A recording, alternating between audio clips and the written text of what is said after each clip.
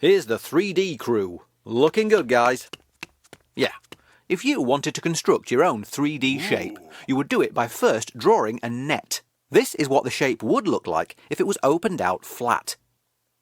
Now, if only there was some way to see these guys' net forms by flattening them. Bit harsh, but thank you. Great examples of nets here. Luckily, of course, the nets can fold back into their 3D shapes. Well, most can. Spheres are a funny bunch. It's pretty difficult to make a net of a sphere. Still looking good, though.